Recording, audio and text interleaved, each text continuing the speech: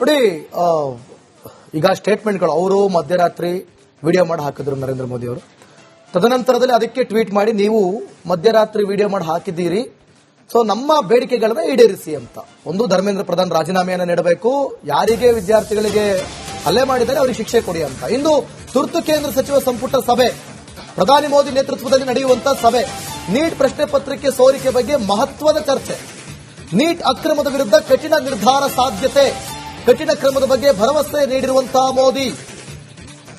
Neat ಅಕ್ರಮದ ವಿರುದ್ಧ ಕಠಿಣ ನಿರ್ಧಾರವನ್ನು ತೆಗೆದುಕೊಳ್ಳುವಂತಹ ಸಾಧ್ಯತೆ. ಒಂದು ಕಡೆ ನಾವು ಕಠಿಣ ನಿರ್ಧಾರವನ್ನು ತೆಗೆದುಕೊಳ್ತೀವಿ ಅಂತ ಹೇಳಿ ನರೇಂದ್ರ ಮೋದಿ ಅವರು ನಿನ್ನೆ ಟ್ವೀಟ್ ಮಾಡಿದ್ರು, ಇವತ್ತೊಂದು ವಿಡಿಯೋ ಮಾಡಿ ಹಾಕಿದ್ದಾರೆ. ಜೊತೆಗೆ ರಾಹುಲ್ ಗಾಂಧಿ ಅವರು ಅದಕ್ಕೆ ಟ್ವೀಟ್ ಕೂಡ ಮಾಡಿದ್ದಾರೆ. ಸೊ ಈ ರೀತಿಯಾದಂತಹ ಬೆಳವಣಿಗೆಗಳು ಇವತ್ತಿನ ಡೆವಲಪ್ಮೆಂಟ್ಸ್.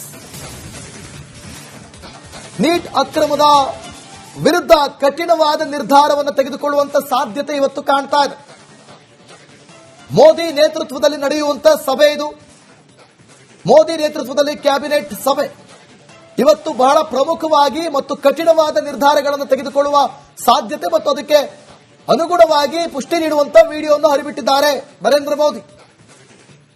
ಸೊ ಕಾದ್ ನೋಡೋಣ ಇವತ್ತು ಯಾವೆಲ್ಲ ನಿರ್ಧಾರಗಳನ್ನ ತೆಗೆದುಕೊಳ್ತಾರೆ ಅಂತ ಹೇಳಿ. ಸೊ ಮತ್ತೊಂದು ಕಡೆ ರಾಹುಲ್ ಗಾಂಧಿ ಕೂಡ ಟ್ವೀಟ್ ಮಾಡಿದ್ದಾರೆ, ವಿದ್ಯಾರ್ಥಿಗಳ ಮೇಲೆ ಆದಂತಹ ದೌರ್ಜನ್ಯವನ್ನ ಖಂಡಿಸ್ತೀನಿ, ಅವರಿಗೆ ಶಿಕ್ಷೆ ಆಗಬೇಕು ಅಂತ. ಅದೇ ರೀತಿ ಅದರ ಜೊತೆಯಲ್ಲೇ RAF ಮೇಲೆ ಹಲ್ಲೆ ಆಗಿದೆ ನೋಡಿ, ಗಮನಿಸ್ತಾ ಇದ್ದೀರಿ. ಪೊಲೀಸ್ನವರ ಮೇಲೆ ಹಲ್ಲೆ ಆಗಿದೆ. ಆ ರೀತಿ ಹಲ್ಲೆ ಮಾಡಿದಂತ ಗೂಂಡಾಗಿರಿ ಮಾಡಿದವರಂತ ಕಿಡಿಗೇಡಿಗಳನ್ನು ಕೂಡ ಅವರಿಗೂ ವಿರುದ್ಧವೂ ಕೂಡ ಶಿಕ್ಷೆಗಳು ಆಗಬೇಕಿದೆ. ವಿದ್ಯಾರ್ಥಿಗಳ ಮೇಲೆ ಹಲ್ಲೆ ಮಾಡಿದವ್ರಿಗೂ ಶಿಕ್ಷೆ ಆಗಬೇಕು, ಈ ಕಡೆ ನಮ್ಮ ಸರ್ಕಾರಿ ಅಧಿಕಾರಿಗಳ ಮೇಲೆ ಹಲ್ಲೆ ಮಾಡಿದವ್ರ ಮೇಲೂ ಶಿಕ್ಷೆ ಆಗಬೇಕಿದೆ. ರಾಹುಲ್ ಗಾಂಧಿ ಈ ಕುರಿತು ಟ್ವೀಟ್ ಕೂಡ ಮಾಡಿದ್ದಾರೆ, ನರೇಂದ್ರ ಮೋದಿ ವಿಡಿಯೋ ಕೂಡ ಹರಿಬಿಟ್ಟಿದ್ದಾರೆ. ಸೊ ನಮ್ಮ ಉದ್ದೇಶ ಇಷ್ಟೇ, ಫೈನಲ್ ಹೇಳೋದು ಒಂದೇ, ಇನ್ಮೇಲೆ ಪ್ರಶ್ನೆ ಪತ್ರಿಕೆ ಸೋರಿಕೆ ಆಗಬಾರದು.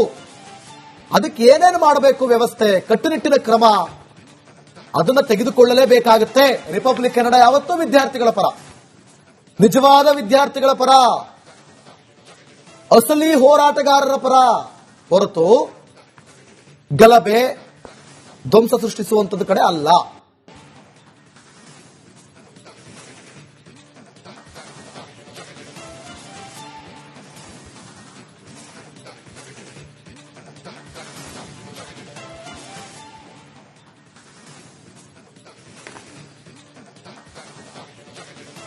ನೋಡಿ, ಇದೆಲ್ಲ ಬೆಳವಣಿಗೆಗಳ ಮಧ್ಯದಿವಿ ಇನ್ನೊಂದು ಬೆಳವಣಿಗೆ ಕೂಡ ಆಯಿತು. ಇದೇ ನೀಟ್ ಪ್ರಶ್ನೆ ಪತ್ರಿಕೆ ಸೋರಿಕೆ ಕೇಸ್ನಲ್ಲಿ ಮೊದಲ ತಲೆದಂಡ ಕೂಡ ಆಗಿದೆ. ಕೇಂದ್ರ ಶಿಕ್ಷಣ ಕಾರ್ಯದರ್ಶಿ ವಿನಿತ್ ಜೋಶಿ ವರ್ಗಾವಣೆ. ಆ ಪ್ಲೇಸ್ಗೆ ನೂತನ ಕಾರ್ಯದರ್ಶಿಯಾಗಿ ನರೇಶ್ ಪಾಲ್ ಗಂಗ್ವಾರ್.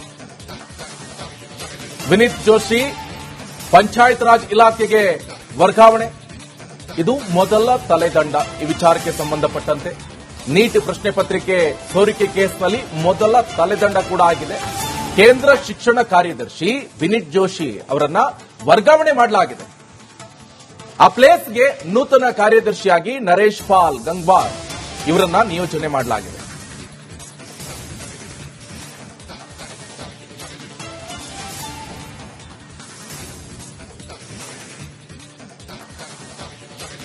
ಇವಾಗ ಮಾತನಾಡೋಣ. ನನ್ನ ಕಲೀಗ ಅಭಿಷೇಕ್ ನೇರ ಸಂಪರ್ಕದಲ್ಲಿ ಜಾಯ್ನ್ ಆಗ್ತಾ ಇದ್ದಾರೆ. ಅಭಿಷೇಕ್, ಏನ್ ಕತೆ? ಒಂದ್ ಕಡೆ ಟ್ವೀಟ್ ಮುಖಾಂತರ ವಾಗ್ವಾದ, ಇನ್ನೊಂದ್ ಕಡೆ ನರೇಂದ್ರ ಮೋದಿ ಅವರು ಲೈವ್ ಬರ್ತಾ ಇದ್ದಾರೆ. ಸೊ ಲೈವ್ ಬಂದಂತ ಸಂದರ್ಭದಲ್ಲಿ ನೀವು ಮಧ್ಯರಾತ್ರಿ ಲೈವ್ ಬಂದು ಅವಮಾನ ಮಾಡಬೇಡಿ ಅಂತ ರಾಹುಲ್ ಗಾಂಧಿ ಅವರು ಕೂಡ ಟ್ವೀಟ್ ಮುಖಾಂತರ ಹೇಳ್ತಾ ಇದ್ರು. ನಮಗೆ ಧರ್ಮೇಂದ್ರ ಪ್ರಧಾನ್ ಶಿಕ್ಷಣ ಮಂತ್ರಿಗಳು ರಿಸೈನ್ ಮಾಡಬೇಕು ಅಂತ ರಾಹುಲ್ ಗಾಂಧಿ ಅವರು ಬೇಡಿಕೆಯನ್ನ ಇಡ್ತಾ ಇದ್ದಾರೆ.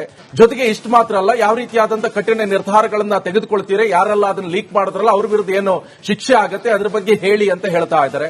ಅದರ ಜೊತೆಗೆ ಒಂದು ಹೊಸ ಬೆಳವಣಿಗೆ ಎನ್ನುವಂತೆ ಈಗ ಯಾರು ಇದಕ್ಕೆ ಇನ್ವಾಲ್ವ್ ಆಗಿದ್ದಾರೆ ಎನ್ನುವಂತ ನಿಟ್ಟಿನಲ್ಲಿ ಈ ನೀಟ್ ಪ್ರಶ್ನೆ ಪತ್ರಿಕೆ ಸೋರಿಕೆ ಕೇಸಲ್ಲಿ ಮೊದಲ ತಲೆದಂಡ ಕೂಡ ಆಗ್ಬಿಟ್ಟಿದೆ. ಕೇಂದ್ರ ಶಿಕ್ಷಣ ಕಾರ್ಯದರ್ಶಿ ಅವರನ್ನು ಕೂಡ ವರ್ಗಾವಣೆ ಮಾಡಲಾಗಿದೆ. ಸಂಪೂರ್ಣವಾದಂತಹ ವಿವರ ಕೊಡೋದಾದ್ರೆ ಅಭಿಷೇಕ್.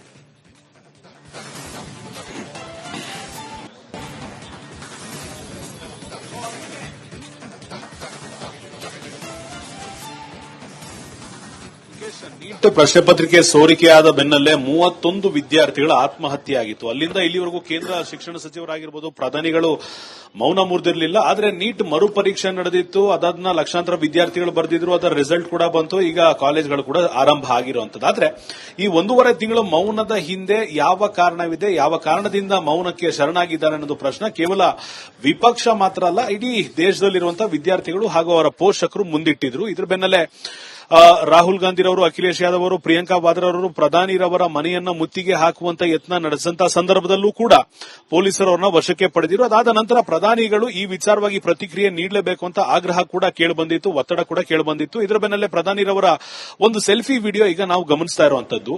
ನೀಟ್ ಪ್ರಶ್ನೆ ಪತ್ರಿಕೆ ಸೋರಿಕೆಯನ್ನ ಗಂಭೀರವಾಗಿ ಪರಿಗಣಿಸಿದ್ದೇವೆ, ಯಾವುದೇ ಕಾರಣಕ್ಕೂ ಕೂಡ ತಪ್ಪಿತಸ್ಥರ ವಿರುದ್ಧ ಕ್ರಮವನ್ನ ಜರುಗಿಸದೆ ನಾವು ಬಿಡೋದಿಲ್ಲ, ಇದಕ್ಕಾಗಿ ಫಾಸ್ಟ್ ಟ್ರ್ಯಾಕ್ ಕೋರ್ಟ್ ಅನ್ನ ಸ್ಥಾಪನೆ ಮಾಡ್ತೇವೆ, ವಿಶೇಷ ಕ್ಯಾಬಿನೆಟ್ ಅನ್ನ ಕರೆದಿದ್ದೇನೆ, ಸಚಿವರ ಜೊತೆ ಈ ವಿಚಾರವಾಗಿ ಮಾತನಾಡುತ್ತೇನೆ, ಹೊಸ ಕಾಯ್ದೆನ ಯಾವ ರೀತಿ ಚಾಲ್ತಿಗೆ ತರಬೇಕು, ಏನೆಲ್ಲ ಕಾಯ್ದೆ ಒಳಗಡೆ ಸೇರ್ಪಡಿಕೆ ಮಾಡಬೇಕು, ಅದರ ಜೊತೆಗೆ ಪತ್ರಿಕೆ ಸೋರಿಕೆ ಮಾಡುವವರ ವಿರುದ್ಧ ನಿರ್ದಾಕ್ಷಣ್ಯ ಕ್ರಮವನ್ನ ಯಾವ ಆಯಾಮದಲ್ಲಿ ತೆಗೆದುಕೊಳ್ಬೇಕು, ಯಾವ ಅಂದ್ರೆ ಸೆಕ್ಷನ್ಗಳಲ್ಲಿ ತಗೊಳ್ಬೇಕು ಅನ್ನೋ ಒಂದು ವಿಚಾರವನ್ನ ಈ ಒಂದು ಕ್ಯಾಬಿನೆಟ್ ನಲ್ಲಿ ಮಾತಾಡ್ತೇನೆ. ಅದಾದ ನಂತರ ಸಂಸತ್ನಲ್ಲೂ ಕೂಡ ಈ ವಿಚಾರವನ್ನ ಪ್ರಸ್ತಾಪ ಮಾಡುತ್ತೇನೆ, ಪ್ರಸ್ತಾಪ ಮಾಡಿದ ನಂತರ ಆ ವಿರೋಧ ಪಕ್ಷದ ಅಭಿಪ್ರಾಯವನ್ನು ಕೂಡ ಸಂಗ್ರಹ ಮಾಡ್ತೇನೆ ಅನ್ನೋ ಧಾಟಿಯಲ್ಲಿ ಮಾತನಾಡಿರುವಂತದ್ದು ಪ್ರಧಾನಿರವರ ಪಾಯಿಂಟ್ ಆಫ್ ವ್ಯೂ ಇಂದ ನಾವು ನೋಡಬೇಕಾಗಿರುವಂತದ್ದು. ಆದ್ರೆ ವಿರೋಧ ಪಕ್ಷದ ಪಾಯಿಂಟ್ ಆಫ್ ವ್ಯೂ ಇಂದ ನಾವು ಗಮನಿಸ್ತಾ ಇರುವಂತದ್ದು, ಕಳೆದ ಇಷ್ಟು ದಿನಗಳಿಂದ ಮೌನವನ್ನ ವಹಿಸಿದಂತ ಪ್ರಧಾನಿ ನರೇಂದ್ರ ಮೋದಿಯವರು ಕೊನೆಗೂ ತಮ್ಮ ಮೌನವನ್ನ ಮುರಿದಿದ್ದಾರೆ.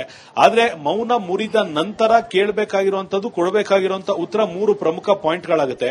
ಮೊದಲನೇದು, ಧರ್ಮೇಂದ್ರ ಪ್ರಧಾನ್ ರವರ ರಾಜೀನಾಮೆಯನ್ನ ಸ್ವೀಕಾರ ಮಾಡಬೇಕು ಅಥವಾ ಕೊಡಿಸಬೇಕು. ಎರಡನೇದು, ನೀಟ್ ಪ್ರಶ್ನೆ ಪತ್ರಿಕೆ ಸೋರಿಕೆ ಮಾಡಿದವರ ವಿರುದ್ಧ ನಿರ್ದಾಕ್ಷಿಣ್ಯ ಕ್ರಮ ಆಗಬೇಕು. ಅದರ ಜೊತೆಯಲ್ಲಿ ಜಂತರ್ ಮಂತರ್ನಲ್ಲಿ ಯಾವ ರೀತಿ ವಿದ್ಯಾರ್ಥಿಗಳ ಮೇಲೆ ಹಲ್ಲೆ ಆಯಿತು ಅಂತಹ ಅಧಿಕಾರಿಗಳ ವಿರುದ್ಧ ಶಿಕ್ಷೆಯನ್ನು ನೀಡಬೇಕು. ಮೂರನೇದು, ಇಡೀ ದೇಶದ ಕ್ಷಮೆಯನ್ನ ಯಾಚಿಸಬೇಕು ಅಂತ ಈಗ ರಾಹುಲ್ ಗಾಂಧಿರವರು ಸಾಮಾಜಿಕ ಜಾಲತಾಣದ ಮುಖಾಂತರ ಕೋರಿರುವಂತದ್ದು. ಒಂದ್ ಕಡೆಗೆ ಆಯಿತು ಅಂದ್ರೆ ಹೌದು, ಸರ್ಕಾರದ ಹಂತದಲ್ಲಿ ಈ ಒಂದು ನೀಟ್ ಪ್ರಶ್ನೆ ಪತ್ರಿಕೆ ಸೋರಿಕೆಗೆ ಯಾರು ಸಂಬಂಧಪಟ್ಟವರಿದ್ದಾರೆ ಅವರ ತಲೆದಂಡ ಆಗಿರಬಹುದು. ಆದ್ರೆ ಇಲ್ಲಿಯವರೆಗೂ ತಡೆಗಟ್ಟಲು ಆಗದೆ ಹಿಂದಿರುವಂತಹ ಕಾರಣ ಏನು ಅನ್ನೋದನ್ನು ಕೂಡ ಬಹಿರಂಗ ಮಾಡಬೇಕು ಅಂತ ಸೋಮವಾರದ ಸಂಸತ್ನಲ್ಲಿ ಇದು ಯಾವ ರೀತಿಯ ಸ್ವರೂಪವನ್ನ ಪಡೆಯುತ್ತೆ ಅನ್ನೋದು ಈಗ ಪ್ರಶ್ನೆ ಆಗಿರುವಂತದ್ದು. Nikesh, okay, thank you Abhishek ನಿಮ್ಮೆಲ್ಲ ಮಾಹಿತಿಗೆ.